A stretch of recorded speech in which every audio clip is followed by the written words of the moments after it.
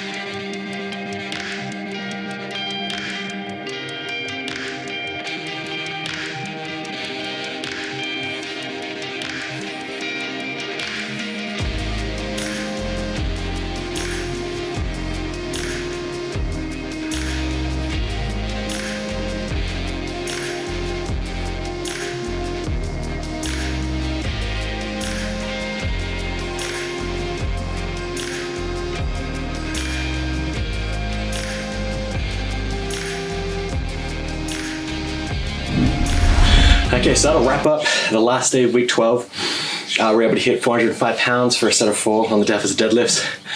Pretty stoked with that result. Again, I'm getting better, no belt. Might be wondering, why am I using lifting straps when I'm trying to work on my grip? Reason being, I haven't had good hand care during the rest of the week. I'm starting to get cracks in my hands, and just holding this super aggressive knurl on the Ohio power bar just sucks, and it really hurts. So short of putting like duct tape on there or something, I just figured I'll throw some straps on, and that didn't hurt my hand at all. So again, sometimes you got to do what you got to do to get the training in. Might not be optimal, but it's better than not training in. It's definitely better than not deadlifting today. So we hit the back off set at 4 or 5, top set at 4 or 5 for a set of 4, and then back off set at 365 for a set of 4. The back felt good. The back held up with this. Really feeling nice and solid with the deficit. I think that'll help transfer over to the regular deadlift pull. One thing you notice this week, one thing you notice on today's workout is that the movements are focusing on working on the start or the initial push of each lift. So we're doing pin variants of the squat and bench press, and then deficit deadlift of the deficit version of the deadlift.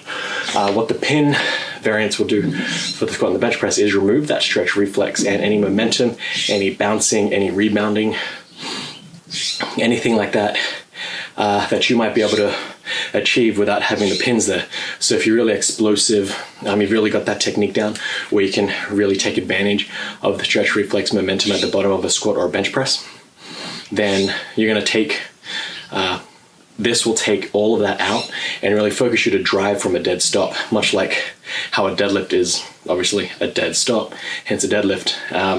These pin variants will train that dead stop, so they're making the lift mechanically harder. What that'll help to do is one, mean that we can stress the body without using too much weight. Again, some of that stress mitigation over the course of the week.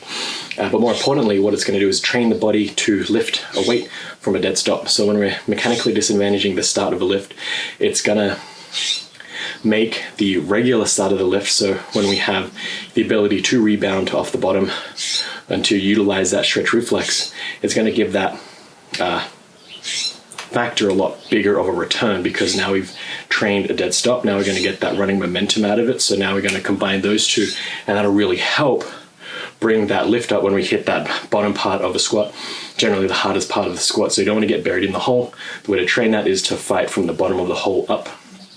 Same with the bench press. The bench press will be a bit more specific, because generally in competition, they'll have you pause on the chest for a second, or whatever the judge deems necessary that day. So when we train pin bench press, we're in essence training that pause on the bottom that we have to kind of have if you compete in powerlifting. Now we move on to the deficit deadlift, where that's still training that start of the pull, the hardest part. So all these lifts, these 3 lifts are training the start of the deadlift, or the start of the pull, or the start of the concentric part of the lift, by adding in the extra height that we have to move. For the deadlift, it's mechanically disadvantaging the lift. So we did 405 pounds today, significantly less than what we could do if we had just a regular range of motion. But again, it's training us to work through that start, that initial phase of the deadlift, which is that initial pull off of a regular range of motion. By extending that down, we're training the body to be able to fight through that start of the pull, because we're going through that lift. In essence, where we are removing momentum here, we're adding momentum here, which in the weird way helps both scenarios. So that's one way that we train to mitigate the stress and train that start, which is very important for when you want to test these phases, because generally that start is going to be the hardest point of the lift. So that'll wrap up week 12. Tune in next week. We're going to have again another 3 days, dialing down that volume, dialing down that frequency, and we'll see how it goes. So next week will be the last week of training, and then the week after that we're going to have some testing. So this has been Salman from WynnStrength, and remember, a better life through strength.